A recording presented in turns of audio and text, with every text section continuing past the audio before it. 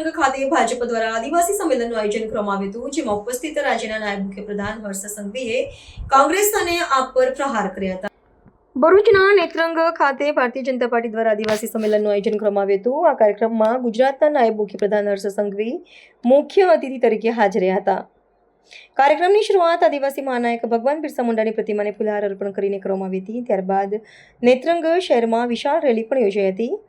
આ સંમેલનમાં કેબિનેટ મંત્રી નરેશભાઈ પટેલ, સાંસદ મનસુખ વસાવા, ધારાસભ્ય ગણપત વસાવા, રીતેશ વસાવા, જિલ્લા પંચાયત પ્રમુખ મહેન્દ્રસિંહ વાસદિયા તેમજ જિલ્લા ભાજપ પ્રમુખ પ્રકાશ મોદી સહિત ભાજપના અનેક આગેવાનો અને કાર્યકરો ઉપસ્થિત રહ્યા હતા।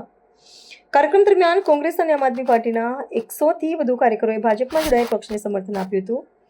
સભાને સંબોધતા નાયબ મુખ્ય સંઘવીએ કોંગ્રેસ અને આમ આદમી પાર્ટી પર પ્રહાર કરતા જણાવ્યું હતું કે આદિવાસી વિસ્તારોના વિકાસ માટે ભાજપ સરકાર સતત કાર્યરત છે। તેમણે વધુમાં જણાવ્યું હતું કે આદિવાસી સમાજના સર્વાંગી વિકાસ માટે જરૂરી યોજનાઓ અને સુવિધાઓ ભાજપના શાસનમાં જ શક્ય બન્યા છે। કાર્યક્રમ દરમિયાન મોટી સંખ્યામાં સ્થાનિક લોકો અને કાર્યકરો ઉપસ્થિત રહ્યા હતા।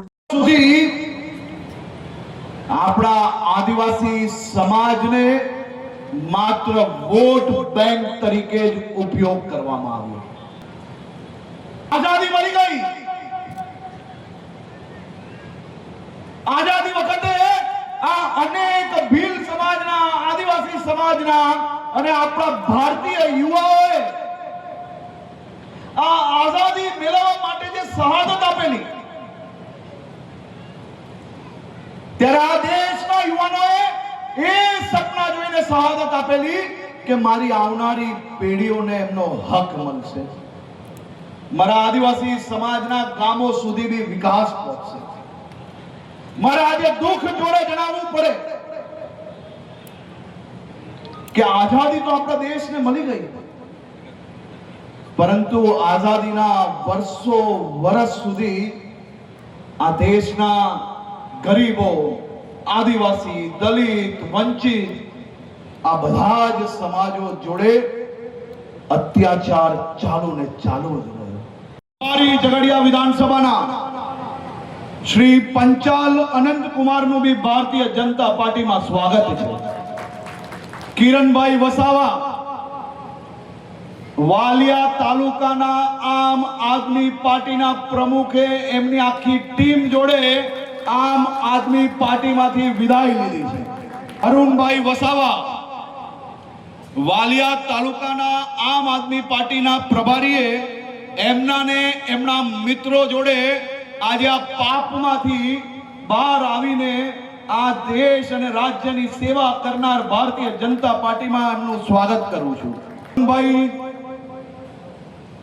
નિર્મિતભાઈ, અંકિતભાઈ, નિર્મનભાઈ, સુરેશભાઈ, યોગેશભાઈ, જતીનભાઈ, અરવિંદભાઈ, કૌશિકભાઈ, વિવકભાઈ અને આ તો ખૂબ લાંબી યાદી છે ભાઈ। અરે આ લોકો આવ્યા તો એમ કે સાહેબ તમને બધાને ગર્વ થશે કે આ ભારતીય જનતા પાર્ટીની એક જ એવી સરકાર છે કે જેને આદિવાસી સમાજનું નેતૃત્વ વધુમાં વધુ વધાર્યું।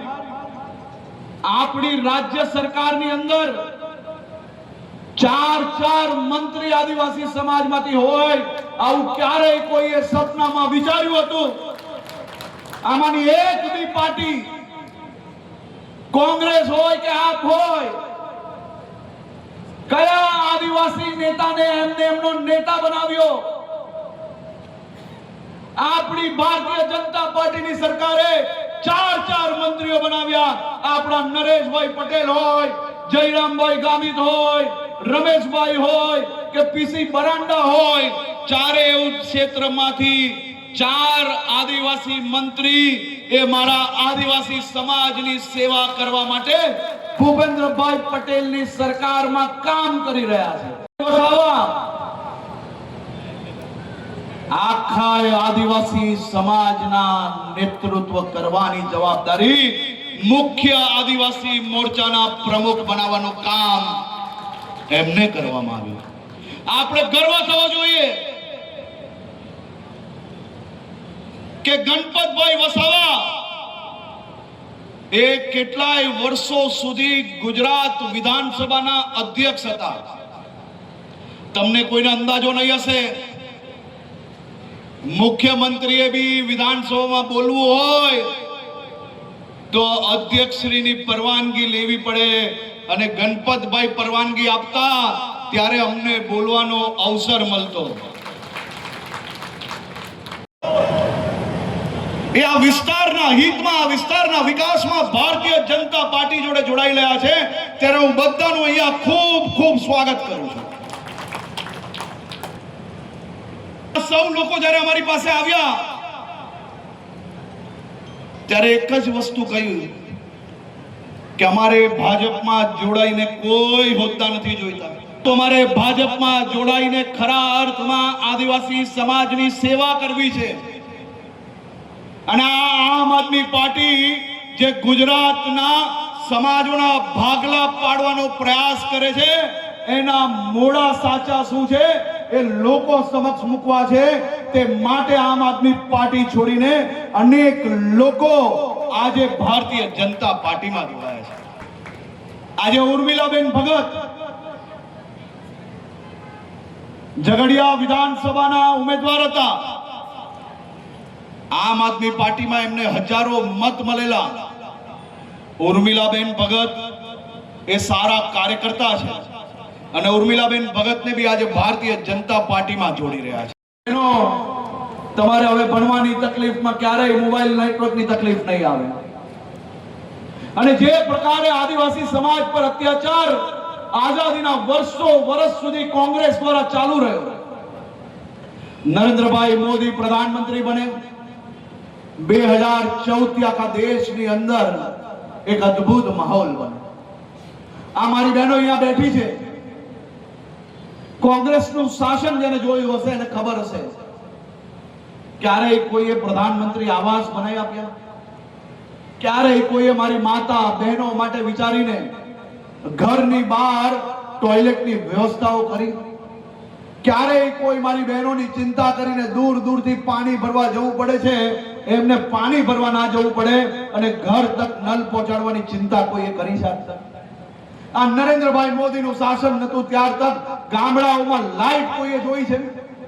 અહીંયા બેઠેલા મારા સૌ ખેડૂતોને અંદાજો હશે, ખેડૂતોની વાત બધાએ કરી, પરંતુ દર વર્ષે 6000 રૂપિયા ખેડૂતના બેંકના એકાઉન્ટમાં મૂકવા વાળો કોઈ બીજો નહીં, પરંતુ આપણે આનંદ થાય કે આપણા નેતાએ આ કામ કર્યું. મોદીનું શાસન આવ્યું પછી, અને આ જુઠ્ઠાનું એક પછી એક ચાલુ જ રહ્યું. આજે આ કોંગ્રેસીઓ અને આમ આદમી પાર્ટીથી તમારો વિકાસ પચતો નથી. તમને મુખ્ય ધારામાં આવતા રોકવાનો એક મોટું કારસ્તાન આ બે પાર્ટી સાથે મળીને કરી રહી છે. મોબાઈલના નેટવર્ક નાખવાના હોય તો એમને ચિંતા થાય કે મોબાઈલના નેટવર્ક જો બધા જ ગામોમાં આવી જશે અને બધા જ ગામોમાં જો મોબાઈલ ચાલુ થઈ જશે તો આદિવાસી સમાજને તો બધી સાચી માહિતી મળી જશે.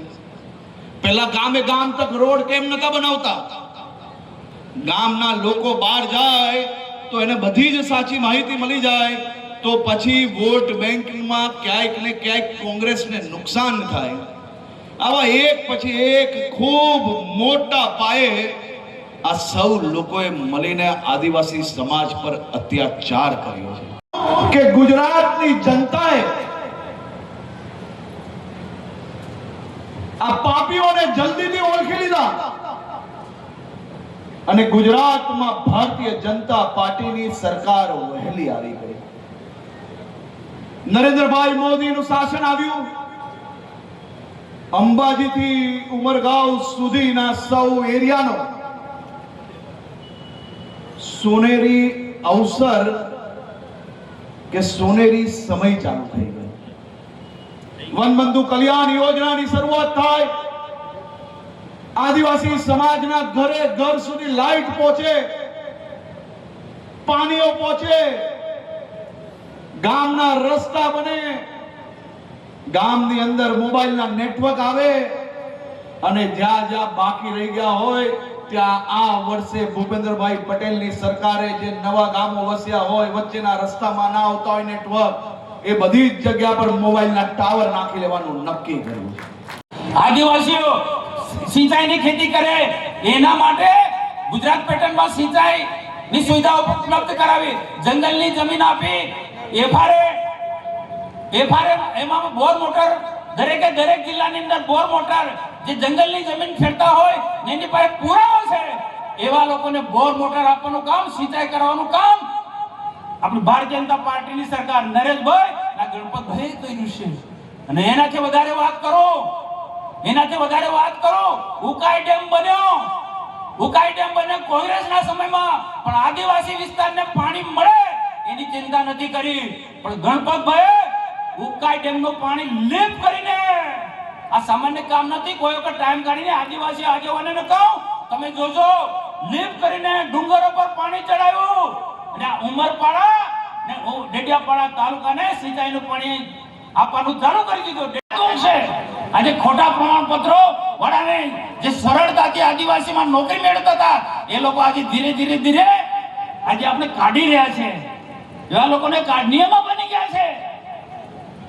હજુ પણ ક્યાંક થોડી ઘણી ક્ષતિ છે, એમાં નરેશભાઈ પટેલ આગળ વધી રહ્યા છે.